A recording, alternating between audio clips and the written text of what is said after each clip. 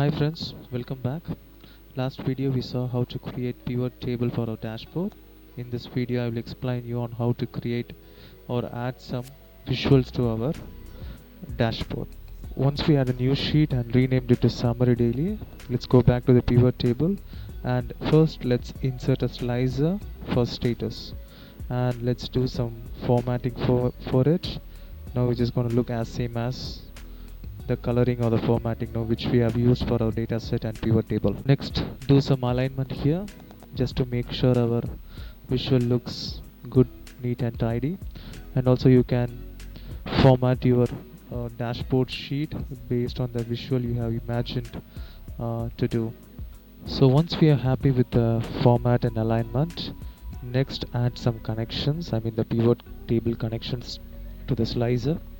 Just select the required pivot tables which needs to be connected with this particular slicer, and next let's move back to our pivot table and let's start inserting our pivot charts. So first let's add a bar chart to our daily trend and do some formatting by removing the existing filter buttons, and let's do some coloring which is going to match our existing dashboard color, and let's do some alignment and let's remove the legend, and now let's add a data label to it and let's align the same data label to make it more visible to the end user, and also let's change the format to number.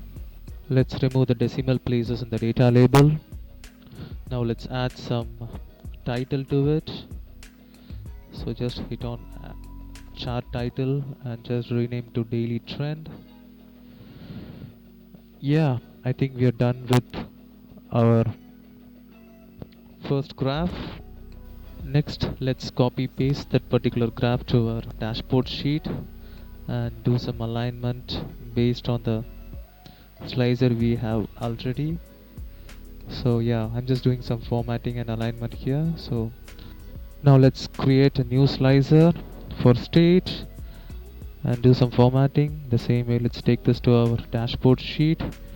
Again, let's do some alignment and resizing of this particular slicer, and once we are happy with the resize, I think we can go back and check whether the slicer works fine for us.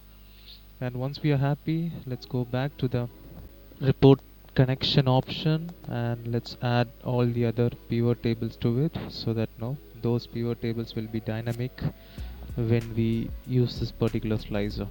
In the same way, let's start adding the other charts to the dashboard. So now I have added the top 30 districts. So follow the same procedure which we know actually used for the first chart. Let's rename it to top 30 districts.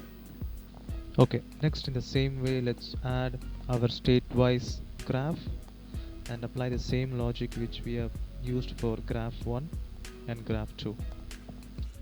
Next, I thought of adding a week number to this dashboard. So for that, let's go back to our data sheet and add a column called week number, and the formula is gonna be equal to week number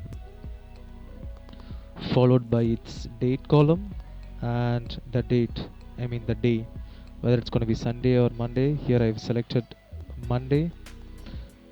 Yeah, let's do an auto fit and add this particular slicer to our dashboard and align it accordingly. So now let's add our district slicer, and yeah, let's do a refresh all just to make sure our numbers were up to date. And here you can see, yeah, our graphs were refreshed accordingly. So now let's remove the grid lines and start working on our heading part.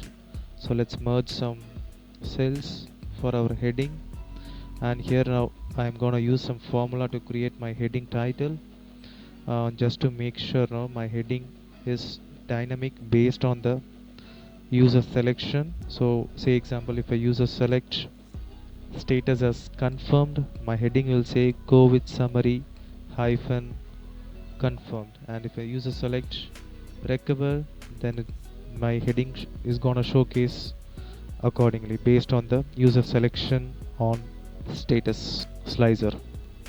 Now let's match the heading per our dashboard theme. Now you can see how our heading changes based on the user slicer selection. Now I will start adding some infographics to our dashboard. So just insert two text boxes. One is going to carry your heading and the other one going to carry your value. So just do some formatting for that. Now which going to match our dashboard theme. So once you're happy, you can start writing your heading. So now I am just typing confirm and I'm applying some format to it. So let's refer the value, confirm value from the fifth pivot table, add some formatting to it and repeat the same step for other infographics. Okay, now let's start our work on cumulative piece. Let's copy this particular dashboard as a new sheet and rename it to summary cumulative. So once the sheet name been renamed, let's start removing the existing daily visuals and start working on our new visuals which is required for cumulative numbers. So first, in the same way, let's insert a line chart which gonna compare our confirmed and recovered cases. In the same way, let's do some formatting which gonna now look as same as our existing dashboard theme. And once we are happy with the format, let's copy and paste this to our dashboard sheet and do some alignment on it, and make sure it's been aligned correctly, to to be much meaningful for the user to interrupt the data. In the same way, let's add our next chart which is going to be our area chart, and which actually shows our cumulative comparison between the recovered and confirmed. In the same way, let's do some formatting, copy paste it to our dashboard sheet and do some alignment and resizing. So once we are happy with the resizing and formatting, let's change the heading to say COVID summary cumulative. So yeah, now we have done with our dashboard workings.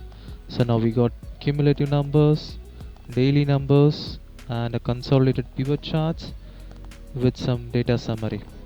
Hope you like this video and learn something out of it. Like this video and share it with your friends.